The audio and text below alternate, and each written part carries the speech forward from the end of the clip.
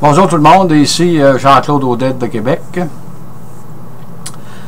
Je voudrais faire un petit vidéo cet après-midi, un petit peu en rapport avec celui que j'ai fait sur comment les banques font pour créer de l'argent à l'intérieur du système. Mais là, je voudrais intituler ma petite capsule là, dans le système capitaliste où nous vivons. Le roi, c'est le consommateur. Ici, je vais m'expliquer. Je dis toujours moi, que le système capitaliste, c'est le meilleur système au monde. Mais malheureusement, actuellement, de nos jours, on voit qu'il a été trituré sur tous les côtés et on voit qu'il y a de la difficulté, beaucoup de difficultés à fonctionner. Mais s'il n'y a pas de consommateur dans le système capitaliste, le système ne peut plus exister. Là, on voit qu'à travers le monde, il y a un mouvement qui s'est créé par les jeunes, occupant Wall Street. C'est sûr que ça va sensibiliser un peu l'opinion publique, ça, en général. Probablement que c'est ça qu'ils veulent. Mais je ne crois pas que ces revendications-là vont faire que le système va être modifié en profondeur. J'ai rien contre le fait de protester comme ça, là. Ça fait partie de...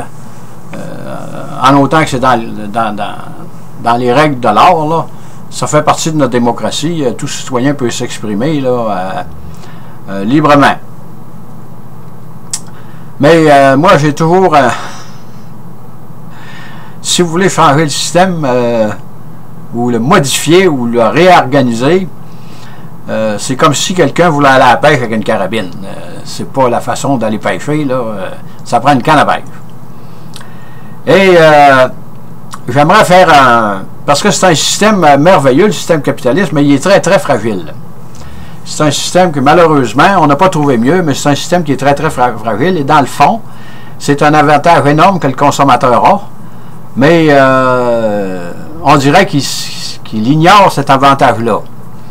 Ici, je m'applique. Aux États-Unis, Bank of America, je crois, avait installé une charge de 5 $ par mois. Là. Je ne me suis plus tout à propos de quoi. Là. Il y avait une charge de 5 $ qu'ils voulaient imposer à quelque part dans le système. Qu'est-ce qu'il y a eu? Qu'est-ce qui s'est produit? C'est qu'aux États-Unis, il y a eu un genre de boycottage, il y a eu un genre de campagne de publicité là, de retirer les argents de Bank of America. Bank of America, c'est une très, très grosse banque. Là.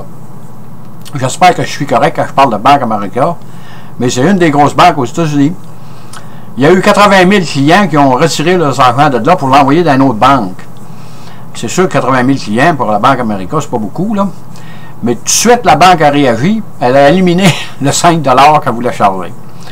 Parce que c'est un système qui est très, très fragile. Comme on sait, j'ai fait une vidéo sur comment est-ce que les banques font pour créer de l'argent. Les banques peuvent créer de l'argent uniquement si le consommateur va déposer à l'intérieur de la banque. Parce qu'en principe, la banque, elle n'a pas d'argent. Qu'est-ce qu'elle peut faire? C'est qu'elle crée du crédit avec l'argent des consommateurs. Mais l'argent que j'ai mis sur mon mur, encore une fois, là, c'est le consommateur qui l'a soit dans ses poches, ou soit dans son compte de banque. Même si c'est pas un gros compte de banque, mettons, je sais pas, mais qu'il y aurait un consommateur à, je sais pas, mettons qu'il y aurait 3 000 $ dans son compte de banque. Ben, si vous en mettez, je sais pas, moi,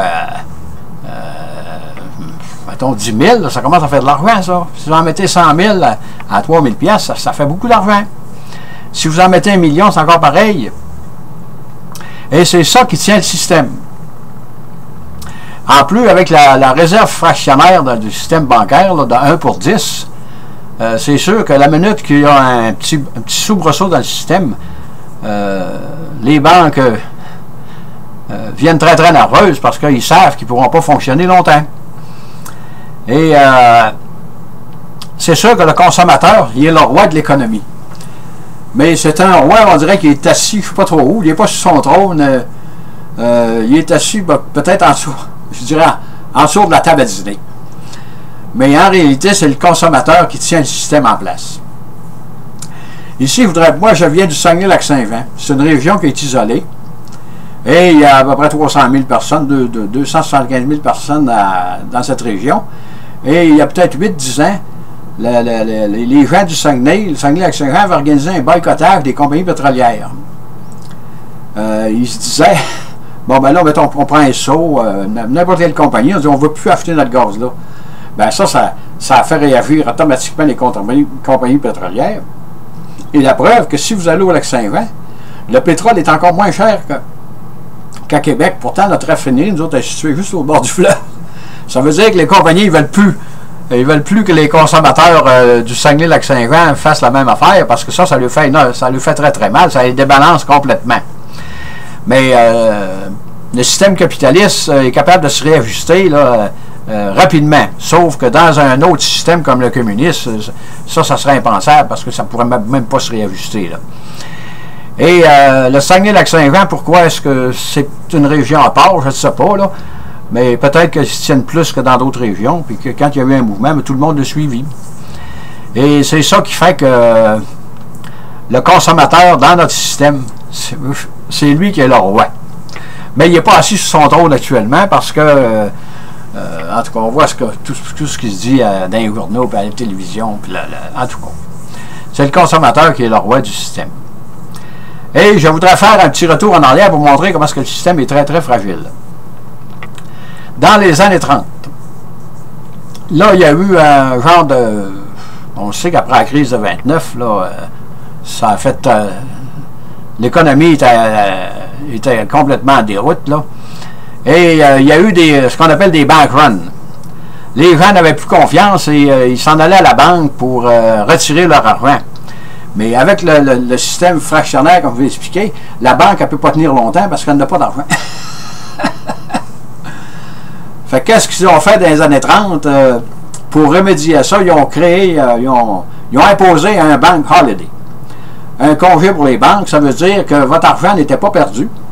Sauf que quand vous alliez à la banque, si vous vouliez retirer, je ne sais pas, mettons 1000 $, là, vous aviez le droit peut-être à une tranche, je ne sais pas, de 200 ou 100 $. Là. Après ça, ben, le banquier vous disait, ben, reviens la semaine prochaine, là, puis probablement qu'on va être bon pour t'en donner d'autres. Parce que le système tient...